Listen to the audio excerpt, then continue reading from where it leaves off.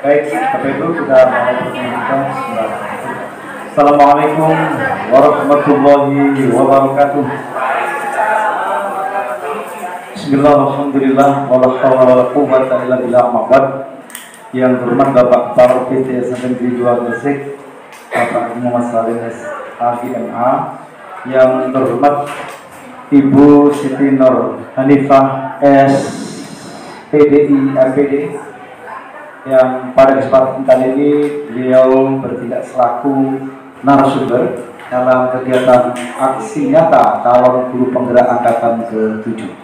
Bapak Ibu Dewan Guru UPT SMP Gresik yang sangat kami hormati, syukur alhamdulillah pada kesempatan siang hari ini kita masih diberikan rahmat, nikmat, taufik, hidayah oleh Allah Subhanahu wa taala sehingga kita bisa mengikuti kegiatan ini dalam keadaan sehat walafiat, tiada halangan suatu apapun.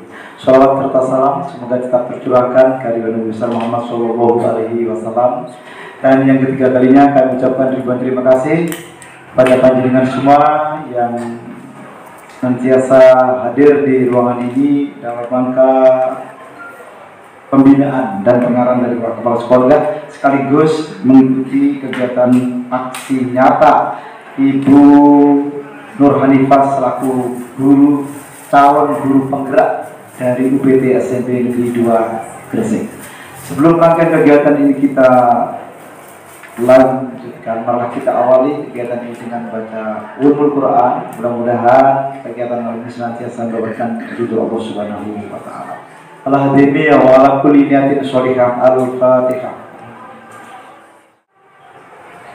Disampaikan terima kasih. Bapak Ibu, masalah peristiwa demi peristiwa selalu silih berganti di sekolah kita. Oleh karena itu pada kesempatan kali ini Bapak Salim akan memberikan arahan tindakan apa yang harus kita lakukan dalam mencoba memberikan satu demi satu solusi terhadap masalah yang kita hadapi di sekolah kita ini. Assalamualaikum warahmatullahi wabarakatuh. Waalaikumsalam. Bismillah, alhamdulillah, wassalatu wassalamu ala rasulillah, ma'ba'du. Bapak Ibu yang kami hormati, dengan tidak mengurangi rasa hormat, saya ucapkan terima kasih sebelumnya dulu.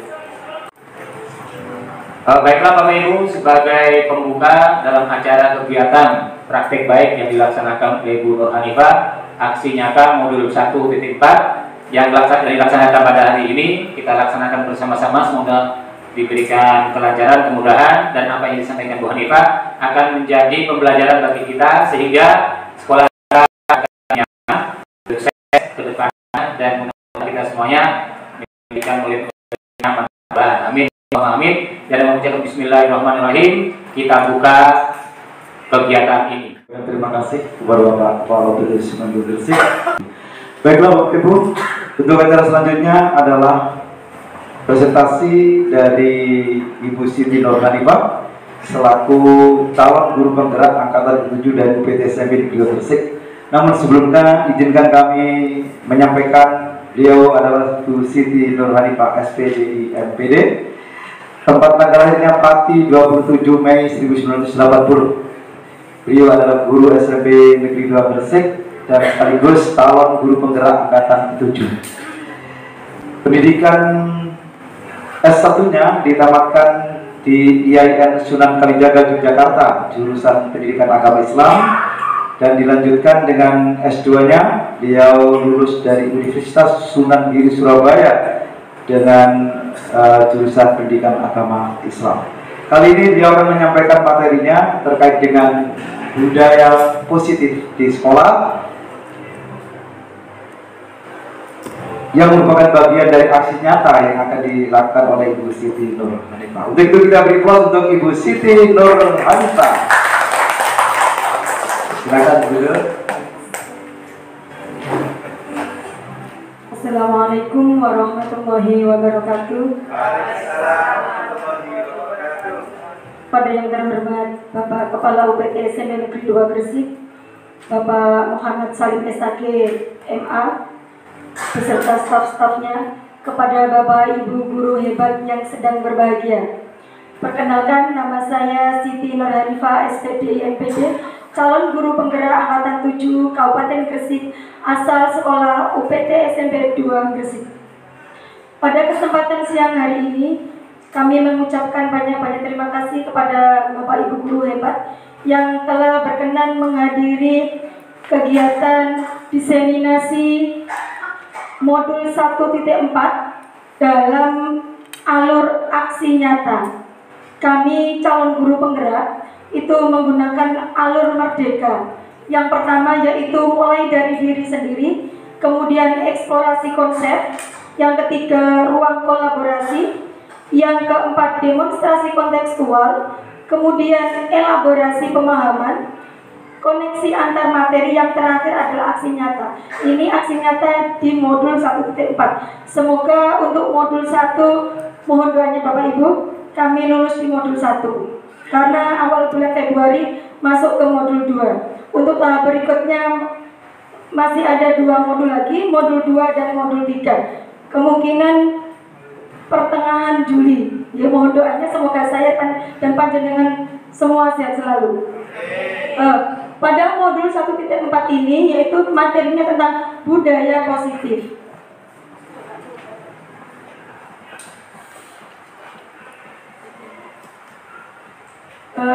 Bapak Ibu, ini kita pertama mungkin akan menyampaikan tentang persamaan persepsi mengenai filosofi Ki Hajar Dewantara mengenai pendidikan, di mana kita di sekolah ini ibaratnya ladang atau sawah, yaitu tempat benih-benih untuk tumbuh dan berkembang. Jadi apabila benihnya itu padi, kemungkinan besar dan pasti itu akan tumbuh padi. Tidak mungkin padi yang disemai akan tumbuh menjadi jagung. Bagaimana benih-benih ini supaya tumbuh dan berkembang dengan baik? Maka perlu lahan yang subur, perlu pemupukan, perlu pengairan, perlu perlakuan-perlakuan khusus agar bibit-bibit yang disemai tadi panen menjadi bibit-bibit akan menjadi hasil yang maksimal. Seperti itu juga di SMP 2 Gresik. Siswa yang di SMP 2 Gresik, kita sebagai guru seperti yang disampaikan Pak Salim tadi, menggunakan strategi media yang sesuai dengan siswa. Siswa yang unik tadi kita bantu, kita emol, kita pupuk supaya mereka tumbuh dan berkembang secara maksimal. Yaitu yang pertama yaitu tentang budaya positif. Yang dimaksud budaya positif yaitu nilai-nilai kebajikan atau prinsip-prinsip universal yang disepakati secara bersama-sama, lepas dari latar belakang suku, negara, bahasa maupun agama. Murid-murid perlu mendalami suatu keyakinan daripada hanya mendengarkan peraturan-peraturan yang mengatur mereka.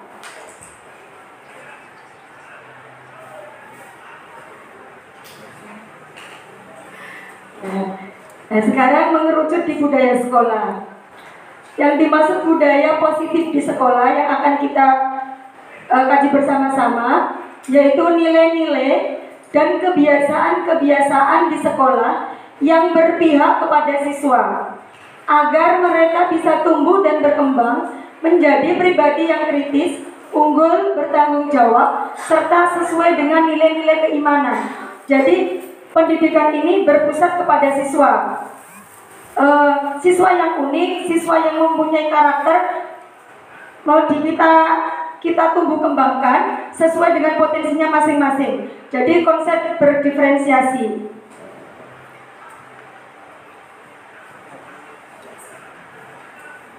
Sebelumnya ada permainan sedikit, yaitu tentang kontrol. Di salah satu budaya positif itu ada kontrol diri. Ya, mungkin ada teman guru yang berkenan untuk bermain sebentar. Teman-teman tulis beberapa kata, tidak panjang-panjang, yang penting tentang sesuatu yang paling berharga.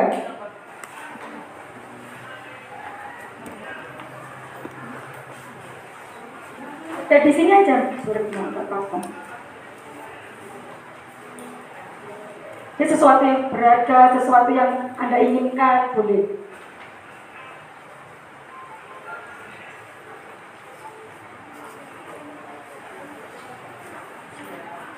Untuk sementara yang digenggam, yang punyanya bertenang dulu ya. Ya, silakan ya tadi kita lihat. Di instruksinya itu ada bahwa salah satu siswa yang bernama A menggenggam tulisan yang penting bagi dirinya, menurut dirinya. Kemudian siswa yang B atau Bu Ella ini akan membujuk, memberukan rayuan, intimidasi juga boleh supaya siswa A ini bisa mengeluarkan kertas yang ada dalam genggamannya. Ya. Waktunya kira-kira 30 detik. Silakan 1, 2, 3. Bisa dipraktekkan dengan Bapak Ibu guru yang lainnya. Ayo 1, 2, 3.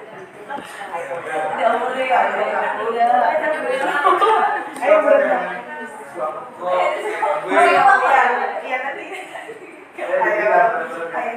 Kayak permen. Oke anak-anak. Terima kasih. Silakan dulu. Sekarang saya mau bertanya. Tadi berhasilkah? Tidak. Bu Ella? Tidak berhasil. Mengapa Bu Retno ini menggenggam tulisannya sangat kencang? Coba bisa dilihat kan menulis apa di situ? Sini saya menulis keluarga ya. Mengapa keluarga itu sangat penting? Karena bagi saya dengan adanya keluarga itu akan melengkapi hidup saya. Tidak akan saya berikan kepada orang lain.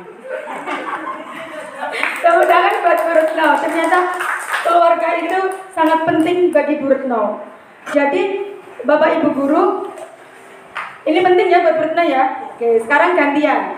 Tadi tidak berhasil ya untuk dibuka ya.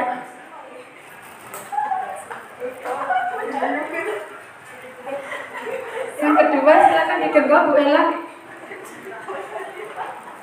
Kita ya, bentar. Oke ya. Silakan sesuai petunjuk yang awal tapi gantian ya. Ya, 1, 2, 3. Silakan.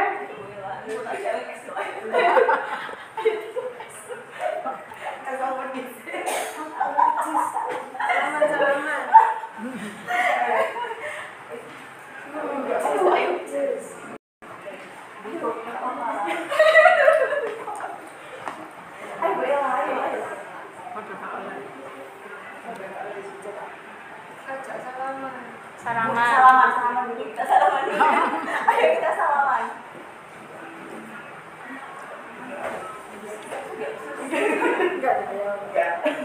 Oke, ternyata tidak berhasil juga Bu Retno. Silakan boleh dibuka Bu Ella.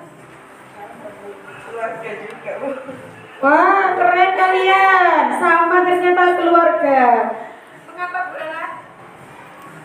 Ya, karena keluarga itu adalah suatu hal. Karena keluarga adalah hal yang sangat penting di hidup saya dan saya tidak bisa hidup tanpa keluarga. Oke, tepuk tangan buat Bu Ella dan Bu Retno. Terima kasih. Tadi hanya salah satu ilustrasi bahwa kontrol itu ada dalam diri sendiri.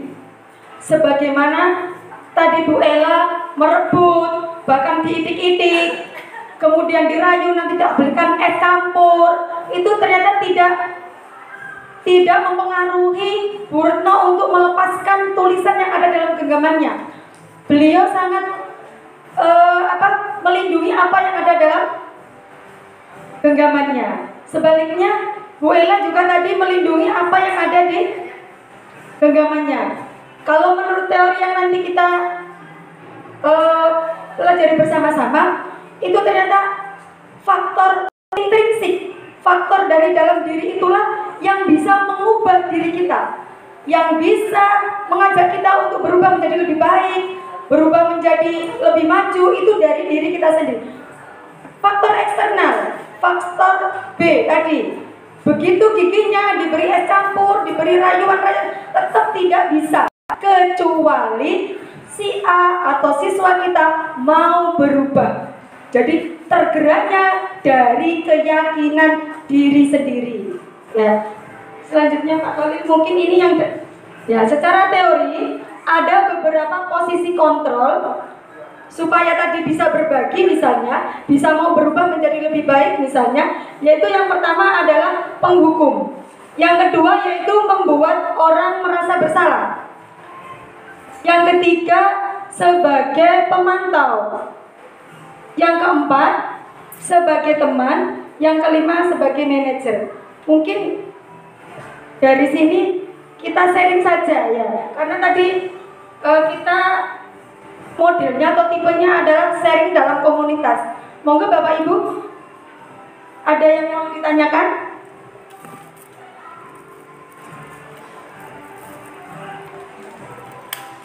Ada? Pak Yani, monggo silakan Pak Yani. Ini dari kelima posisi kontrol itu, kira-kira yang terbaik yang mana?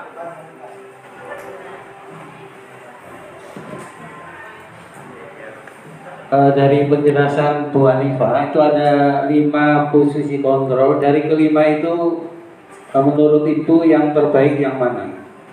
Terima kasih.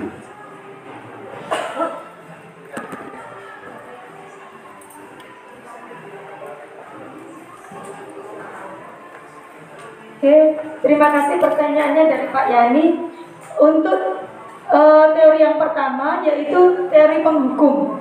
Penghukum itu misalnya siswa datang terlambat, kemudian ditanyakan, Aldo kenapa hari ini terlambat? Saya bangun kesiangan Bu, ya sudah sekarang keliling lapangan bola basket 10 kali. Seperti itu contohnya, sebelum kita menyaksikan video selanjutnya. Yang kedua adalah orang yang berbuat salah. Ya, membuat orang merasa bersalah. Kemudian misalnya ada siswa juga yang datang terlambat lagi, ditanya, Fani, kenapa datang terlambat nak? Saya kesiangan Bu. Fani, kamu kok nggak kasihan sama Bu Hanifah? Bu Hanifah nanti ini loh sebagai wali kelasnya dipanggil Pak Salim nanti. Kamu nggak kasihan tak dengan Bu Hanifah? Kok terlambat terus? Misalnya, jadi akhirnya siswa ini merasa mikir, loh berarti Bu Hanifah ya nanti lah dipanggil Pak Salim, misalnya seperti itu. Kemudian yang ketiga, sebagai pemantau. Sebagai pemantau misalnya seperti ini. Ada siswa tidak pakai hasduk gitu ya, biasanya itu ya, di depan. Kemudian ditanya, namanya siapa? Fania. Kenapa nggak pakai hasduk? Tinggalan Pak. Terus ditulis. Besok tidak digunakan lagi ya hasduknya. Saya gunakan Pak. Oh iya, saya tulis ya. Sudah berapa kali? Jadi beliaunya hanya sebagai pemantau saja. Hanya bertugas pemantau. Yang selanjutnya adalah sebagai teman. Contoh, siapa anak-anak yang hari ini belum mengerjakan PR? Angkat tangan misalnya, Fajar misalnya. Saya belum mengerjakan PR. Belum. Fajar lagi tidak mengerjakan PR. Iya Bu, kenapa Fajar? Tidur Bu, malamnya main game Bu. Walah Fajar, besok dikerjakan ya Lia. Sekarang boleh tidur lagi ya. Seperti itu. Atau dia sudah dikerjakan nanti pulang sekolah. Akhirnya dalam hati Fajar, ya teman pasti. Oh aku berarti kok dianggap teman ya sama Bu Hanifah ya. Akhirnya wah enak ini besok saya nggak mengerjakan PR-nya lagi. Kemudian yang kelima sebagai manajer. Sebagai manajer ini menurut teori ini banyak plusnya. Kenapa? Karena dalam posisi manajer ini ada 3 garis restitusi yang akan dilalui oleh kita Bapak Ibu Guru. Yang pertama adalah stabilitas permasalahan. Jadi misalnya ada siswa yang terlambat datang ke sekolah lagi. Andika, kenapa hari ini terlambat nak? Maaf Bu, saya bangun kesiangan Bu, 7:30 baru bangun. Kenapa nak hari ini kesiangan? Karena ibu saya sedang sakit Bu. Jadi saya menjaga ibu di rumah sakit, menunggu kakak saya yang datang ke rumah sakit. Jadi diurai permasalahannya. Apa Andika tahu kalau Andika ini tidak sesuai dengan keyakinan kelas, peraturan tata tertib di sekolah, Tahu Bu, apa? Masih ingatkah? Masih Bu, saya harus datang ke sekolah tepat waktu sebelum jam 7. Pintar. Berarti apa yang akan Anda lakukan supaya besok tidak terlambat lagi? Saya akan minta tolong kakak saya Bu untuk berganti shift dengan temannya, biar saya bisa datang ke sekolah tepat waktu. Jadi diurai, anak diajak komunikasi, dicarikan solusi sendiri. Anak yang berpikir kritis. Ini yang ke-5. Mungkin ini ada tayangan videonya yang lebih jelas. Bahkan Pak Khalid.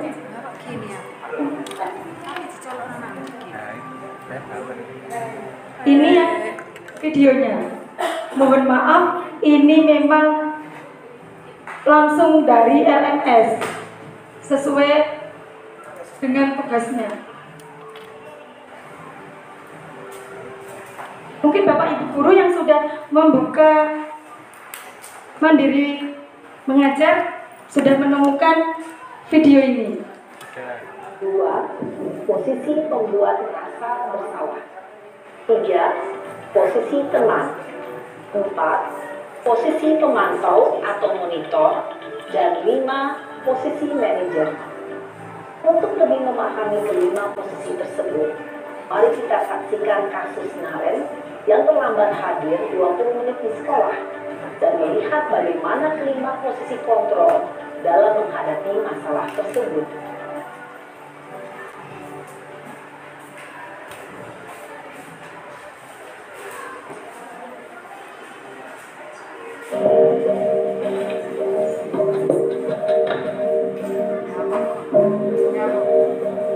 Naren, sini kamu. Selamat pagi Bu. Selalu terlambat. Kamu deh, pasti terlambat. Maaf Bu, saya Apa? Apa coba? Alasan kamu apa lagi? Kapan sih kamu tidak terlambat? Malas sekali ya kamu jadi anak. saya Dasar pemalas. Gak kapok-kapok sih kamu. Sudah berapa kali terlambat? Sana, kamu keliling lapangan basket 2 kali. kenapa saya harus keliling lapangan basket Bu? Kenapa? Kamu melawan ibu. Berani-beraninya jawab. Sudah terlambat, masih berani jawab pula. Sekarang, keliling lapangan basket 5 kali sekalian. Biar kapok. Cepat. Pergi sana ke lapangan basket. Posisi penghukum biasanya berbicara dengan nada tinggi, menghardik, menunjuk-nunjuk, menyakiti, dan menyindir. Hukuman bisa berupa fisik maupun psikis. Ibu dan bapak guru hebat. Dampak yang terjadi pada murid ketika guru berada pada posisi penghukum adalah murid cenderung akan memberontak, bahkan menyimpan dendam.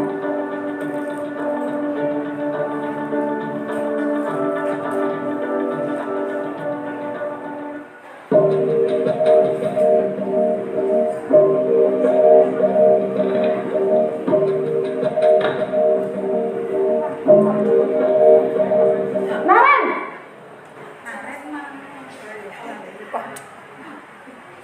Selamat pagi Bu. Naren. Kamu kenapa terlambat lagi, nak? Ya Tuhan, Naren. Kamu senang ya bikin ibu susah ya? Kalau kamu terlambat lagi, nanti ibu yang ditegur bapak kepala sekolah, nak. Disangka ibu tidak bisa membina kamu. Duh, gimana ini? Maaf Bu. Duh, Gusti Naren. Kamu suka ya kalau ibu ditegur bapak kepala sekolah? Terus, sekarang ibu harus tulis apa ini di buku absen? Ini kamu sudah sering terlambat loh. Ibu harus apa coba? Maaf Bu. Maaf sekali. Ya sudah, lain kali jangan bikin ibu susah lagi ya nak ya. Ibu tidak akan kuat lagi kalau kamu begini terus. Bisa jantungan kalau ibu ditegur bapak kepala sekolah. Sana cepat kelas. Maaf ya Bu. Maaf sekali. Posisi pembuat rasa bersalah berbicara dengan nada tenang, cenderung lembut. Namun kata-kata yang diutarakan membuat murid merasa menjadi orang yang gagal, memandang buruk dirinya sendiri, merasa tidak berharga, dan tidak sanggup membahagiakan orang lain. Ketika guru mengambil posisi pembuat rasa bersalah, murid akan menganggap dirinya yang bersalah dan ia akan menyimpan emosi negatif tersebut di dalam dirinya. Naren!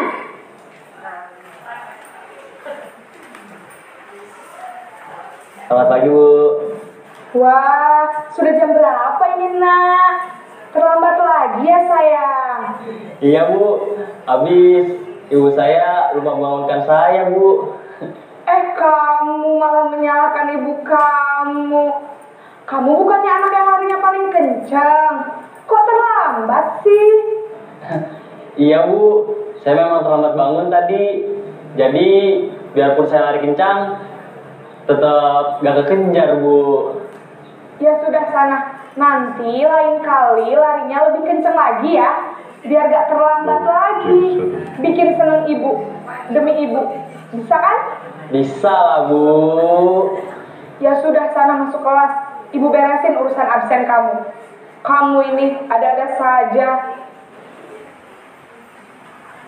Dalam posisi teman, guru berbicara dengan nada suara ramah, akrab, cenderung bersenda gurau untuk menjaga suasana tetap santai. Murid akan merasa senang, aman, dan akrab dengan guru. Identitas yang tercipta adalah identitas sukses atau berhasil. Namun, perlu diingat, karena ini masih dorongan eksternal, maka ada faktor ketergantungan dari murid kepada orang tertentu. Di sini, guru absennya, sehingga di lain waktu, murid bisa berperilaku baik, namun hanya kepada orang-orang tertentu saja.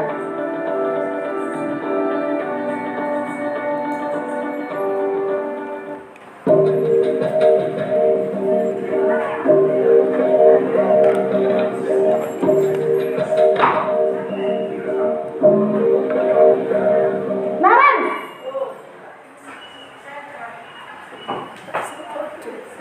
Selamat pagi, Bu. Naren, apa peraturan sekolah kita tentang jam berapa kita harus masuk sekolah, Nak? Kita harus di sekolah jam 7, Bu. Iya, betul. Sekarang sudah jam 7.20. Naren sudah tahu konsekuensinya jika terlambat hadir. Paham, Bu. Saya harus tinggal kelas pas jam istirahat selama 20 menit. Iya, benar. Konsekuensinya demikian. Jadi nanti jam 9.30 pas istirahat, kamu harus tinggal di kelas, kerjakan tugas tambahan untuk ketertinggalan kamu, ya? Baik, Bu. Posisi pemantau mengandalkan penghitungan atau data untuk mengontrol murid. Guru mengarahkan murid berdasarkan peraturan dan konsekuensi. Seorang pemantau menunjukkan bahasa tubuh dan ekspresi wajah yang datar dan cenderung formal.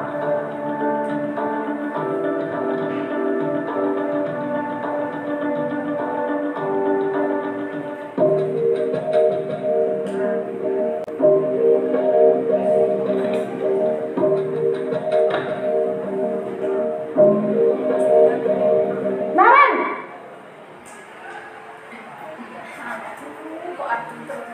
Selamat pagi, Bu. Selamat pagi, Naren. Maaf, Bu. Saya terlambat. Iya, sekolah masuknya jam 7, sekarang sudah jam 7.20. Jadi sekarang bagaimana ini, Naren? Maaf, Bu. Saya lupa setel alarm saya semalam. Baiklah, menurut kamu, keyakinan sekolah yang mana yang perlu kamu tingkatkan? Menghargai diri sendiri dan orang lain mungkin, ya, Bu. Setuju. Jadi, apakah Naren meyakini prinsip saling menghormati tersebut? Iya, Bu. Saya meyakininya. Apakah Naren bersedia memperbaiki masalah keterlambatan ini? Bersedia, Bu. Bagaimana kamu akan perbaiki masalah keterlambatan ini? Saya akan coba untuk tidak lupa menyetel alarm saya, Bu. Baik, kalau Naren lupa menyetel alarm di rumah, ada orang yang kira-kira bisa bantu mengingatkan tidak? Ada Bu, kakak saya, Kak Ema. Ada lagi selain Kak Ema? Selain Kak Ema, ada ibu saya. Baik, jadi yang mengingatkan Naren adalah Kak Ema dan ibu kamu ya? Kira-kira akan mulai set alarm kapan nih Naren? Setelah pulang sekolah, akan segera saya lakukan. Baik, jadi Naren akan setel alarm untuk bangun besok pagi dan akan diingatkan oleh kakak dan ibunda Naren ya. Ada lagi yang mungkin perlu dilakukan Naren agar tidak terlambat bangun lagi? Tidak ada Bu. Baik Naren, terima kasih untuk kerjasama kamu. Sekarang kamu perlu kembali ke kelas untuk belajar. Baik Bu, terima kasih. Posisi manajer adalah posisi kontrol yang disarankan untuk membimbing murid memiliki sikap disiplin yang positif, yaitu murid yang mandiri, bertanggung jawab, dan dapat memecahkan masalah. Tujuan dari posisi ini adalah agar murid dapat berefleksi atas tindakannya. Guru akan dengan tulus memberikan pertanyaan-pertanyaan bermakna, sehingga membuat murid dapat belajar dari kesalahannya dan mencari sebuah solusi untuk menyelesaikannya. Ibu dan Bapak guru hebat, setelah mengamati adegan kelima posisi kontrol tadi, kira-kira posisi mana yang paling ideal? Posisi mana yang dapat menunjang motivasi intrinsik murid? Bapak guru yang sedang berbahagia, masih semangat ya di siang hari ini ya. Tapi ya Allah, ini kok tegang semua ya. Saya jadi ikut tegang Pak. Bapak Ibu, tadi video yang ada di LMS kami di CGB Angkatan 7 tentang 5 posisi kontrol yang tadi ditanyakan sama Pak Yani. Jadi ini yang dimaksud budaya positif di sini. Jadi anak diajak untuk berpikir kritis, diajak untuk melogika, diajak untuk bertanggung jawab. Jadi diharapkan setelah keluar dari sekolah, setelah hidup di masyarakat, mereka bisa menerapkan nilai-nilai positif yang sudah diterapkan di sekolah. Memang yang ideal yang harus dilakukan, misalnya tidak harus yang nomor 5. Kenapa? Karena sesuai konteksnya. Ya tadi ya, itu kan contoh-contoh video. Mungkin ada yang mau sharing pendapatnya? Kami persilakan barangkali ada yang ingin disampaikan atau menambahkan atau ya, apapun atau namanya. tidak. Ya, biar suasana semakin panas dan semakin cepat lapar. Oke, silakan Jawab dulu. Silakan di rupanya Pak Iga, silakan Pak Iga. Izin Pak Khalil untuk diarahkan yang 5 poin tadi di awal video tadi. Di sini saya cuma istilahnya berbagi Bu. Jadi ada posisi kontrol, itu ada penghukum, membuat orang merasa bersalah, memonitor atau pemantau, teman dan manajer. Itu sepertinya berdasarkan pengalaman Bapak Ibu semuanya, mestinya ini semua sudah pernah dilakukan. Cuma di sini yang perlu digarisbawahi itu tingkatan atau mungkin level ya, level. Jadi dari mana kita perlu meningkatkan dari manajer, pemantau, membuat orang bersalah, teman, atau mungkin yang terakhir penghukum mungkin. Nah itu tingkatan mana yang mungkin bisa menjadi panduan untuk Bapak Ibu guru, mungkin untuk anak yang istilahnya apa ya, cerdas luar biasa, apa istilahnya apa, cibi apa itu, cerdas istimewa, berbakat istimewa, itu biasanya mereka kita jadikan teman saja sudah jalan ya. Mungkin mereka jalan 1 kali kita jadikan teman, seperti saya lihat tadi ada yang terlambat atau bagaimana. Jadi itu anak seperti itu mereka diarahkan sedikit saja sudah gampang. Tapi untuk anak yang berkali-kali itu kan perlu kita lakukan treatment khusus. Nah itu yang saya tanya, role dari paling standar sampai menengah sampai sebagai manajer atau mungkin sebagai Terima kasih Pak Iga. Ya, terima kasih. Assalamualaikum warahmatullahi wabarakatuh. Biasa hebat, diri pun sebanyak. Terima kasih Pak Iga. Mungkin dari Bapak Ibu Guru bisa sharing. Terima kasih. Ini mungkin hanya suatu usulan aja. Kalau menurut saya yang ditanyakan oleh Pak Inggar tadi, menurut saya untuk menanganinya ambil posisi kontrol yang mana itu menurut saya situasional. Jadi lihat kondisinya, Pak. Menurut saya seperti itu. Jadi mungkin kalau anak yang dikatakan Pak Inggar tadi yang cerdas, istimewa, ya mungkin betul, mungkin kita sebagai teman anak itu sudah ngerti. Tapi kemudian kalau pada anak-anak yang memang sudah terlalu banyak melakukan kesalahan itu, mungkin pakai penghukum atau yang lain. Saya kira itu. Terima kasih. Terima kasih Pak Yani. Mungkin ada teman-teman yang lain.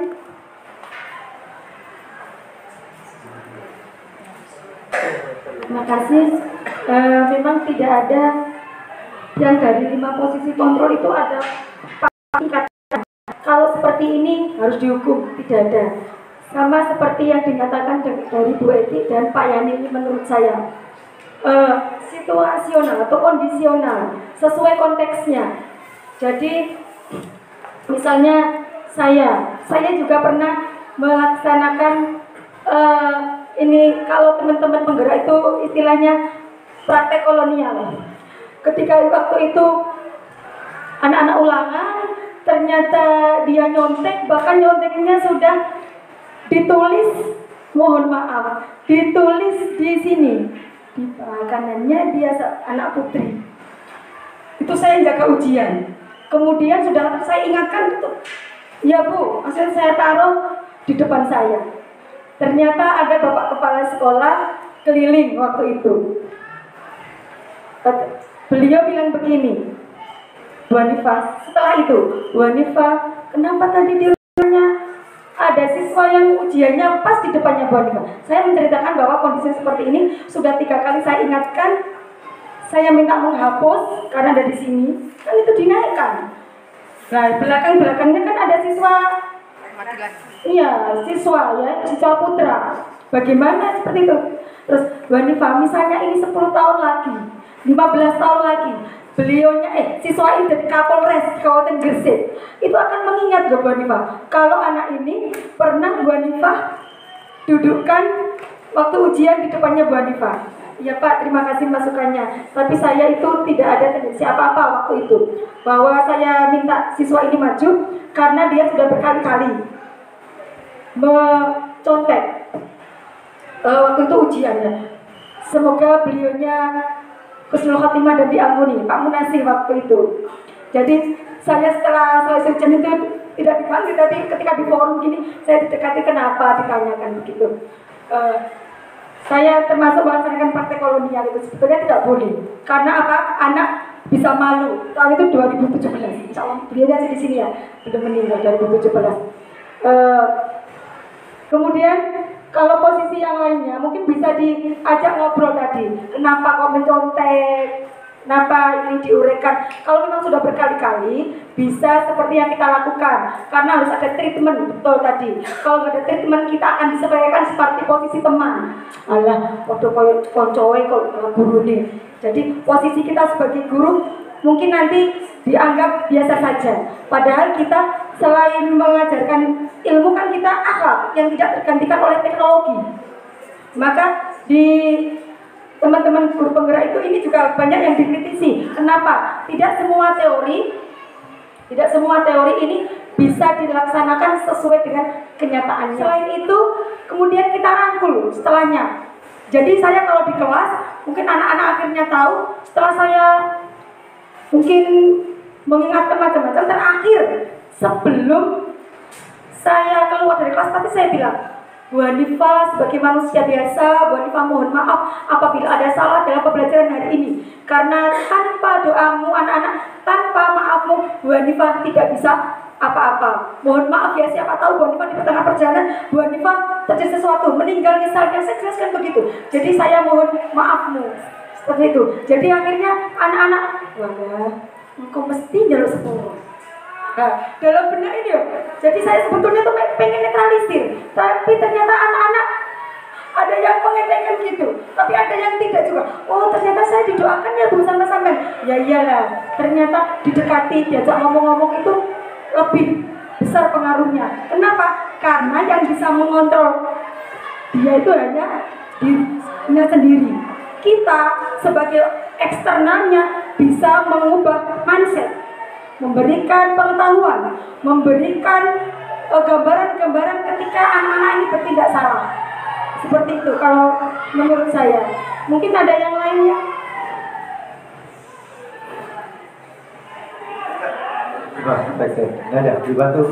Terima kasih Bu Hanifah. Sebenarnya kita sebagai guru itu kita telah melakukan entah itu 2, 3 atau 1 dari kelima posisi kontrol tersebut terhadap siswa kita. Cuman kita tidak pernah menyadari ya bagaimana kalau kita melakukan posisi kontrol 1 dampaknya apa. Kali ini kita tahu ya ternyata di teori tentang posisi kontrol tadi ada dampak-dampak negatif ya. Jadi ketika saya melakukan posisi kontrol 1 itu dampak negatifnya terhadap anak itu begini itu. Dan setelah kita tahu dari kelima itu kelihatannya itu posisi kontrol manajer itu tidak memiliki dampak negatif, tapi itu memberikan pelajaran untuk tanggung jawab, mandiri, apa itu. Tadi kalau posisi kontrol 1, kontrol 2 itu kalau saya perhatikan mesti ada dampak negatifnya.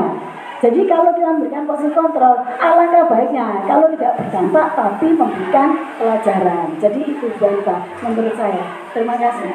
Terima kasih Bu Dati. Ya, tadi dijelaskan juga di videonya bahwa yang ideal itu posisi kontrol sebagai manajer. Ya, terima kasih masukannya Bu Dati. Silakan Bu Ida.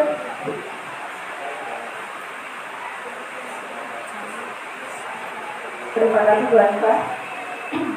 Ini secara tidak langsung, ini yang manajer ini tadi sudah saya lakukan. Baru ini tadi kejadiannya Bu Hanifah. Di kelas saya di 7K itu anak itu bergurau ini tadi. Bergurau, kemudian ini sudah beberapa kali kalau anak-anak bergurau itu mesti selalu seperti itu ya. Rame dan sebagainya. Kemudian kalau sudah selesai itu mesti saya suruh mereka itu untuk merenungkan, kemudian besok kamu harus ngomong kenapa kamu melakukan itu dan apa yang harus kamu lakukan jika itu terjadi. Nah ini kebetulan tadi ternyata ini kejadian tadi siang jam ke-3-4 itu anak-anak 7A itu bergurau, 2 anak main perosotan, ternyata kemudian yang satunya itu kena dengkulnya, hidungnya natap. Nah ini tadi sudah dibawa ke UKS dan sebagainya. Kemudian saya baru tahu setelah saya dilapori sama BPD.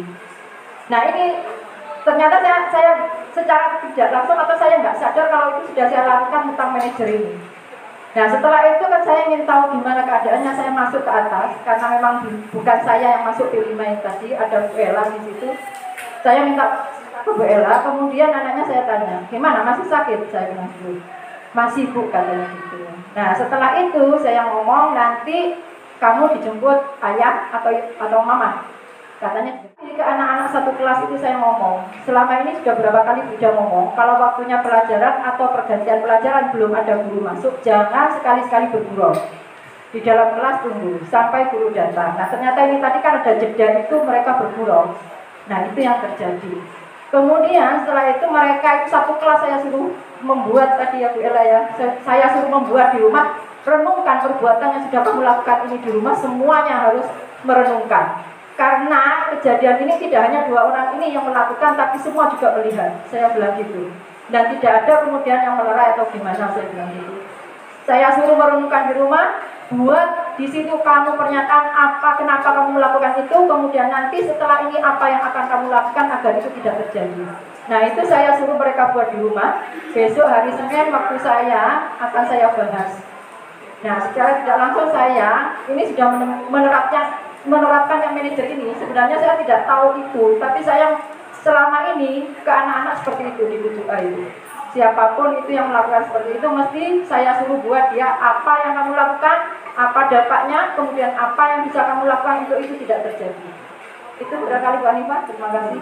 Terima kasih Bu Ida. Ya, di awal tadi saya juga sudah sedikit bercerita bahwa kita, Bapak Ibu guru hebat semua sudah pernah melakukan, cuma teorinya saja yang belum tahu. Saya yakin semua sudah, karena saya pernah masuk di kelasnya Bu Sulika itu izin masuk tanpa saya beritahu, hanya di awalnya Bu Sulika, karena saya ada tugas di guru penggerak, apa boleh masuk kelasnya. Bu Sulika juga begitu, bagaimana dia mengkondisikan kelasnya, membuat yel-yel di kelasnya sesuai KD-nya. Ada videonya itu. Saya juga masuk di kelasnya Bu Nur Fadila. Waktu itu kelas memasak. Bu Nur Fadila juga tidak mewajibkan siswanya harus masak A, masak B, tidak. Tetapi ada koridornya, ada kesepakatan kelasnya bahwa hari ini masak buah-buahan misalnya. Jadi olahan dari buah. Tidak diwajibkan hari ini masak nasi goreng semua. Tidak ternyata. Kemarin juga saya tampil tugas saya yang implementasi keunikan siswa yang ada di SMP 2. Aplaus dan tepuk tangan buat Bapak Ibu guru semua. Ternyata kita sudah melaksanakan nilai-nilai dari filosofi Ki Hajar Dewantara. Dan terima kasih teman-teman Bapak Ibu guru yang berkenan kemarin saya hadir di kelasnya untuk memvideo. Terima kasih Bu Sulika, Bu Nur, Miss Lina, kemarin saya tanya di kelasnya waktu ini bahasa Inggris itu waktu di perpus Bu Mei, ya. Terima kasih, mohon doanya, mohon dukungannya, semoga kita bisa mendidik putra-putri kita di rumah, mendidik siswa-siswa kita di SMP Negeri 2 Gresik menjadi pribadi-pribadi yang unggul, pribadi-pribadi yang bernilai-nilai keimanan sesuai dengan agamanya masing-masing dan dapat menerapkan kelak di masyarakat. Terima kasih Bapak Ibu guru atas kehadirannya, mohon maaf, mohon doanya buat saya semoga sehat selalu dan Bapak Ibu guru semoga sehat selalu. Assalamualaikum warahmatullahi wabarakatuh. Luar biasa guru hebat Ibu Nur Hanifah. Bapak Ibu, apa yang sudah kita ikuti bersama, yang sudah kita saksikan? Oke, baik, terima kasih Bapak Ibu. Sebagai penutup, saya berharap apa yang kita sampaikan, apa yang disampaikan oleh Bu Hanifah dan yang saya sampaikan tadi kita bisa melaksanakannya, terutama dalam rangka membina anak-anak dan bimbingan anak-anak. Mudah-mudahan kita semuanya sehat walafiat dan sukses untuk SMP 2 diparingi dan diberi perlindungan oleh Allah, SMP 2 dalam perlindungan Allah, sehingga hari Sabtu kita tutup dengan pembelajaran kita yang terus terang. Assalamualaikum warahmatullahi wabarakatuh. Dengan biasa guru hebat Ibu Nur Hanifah.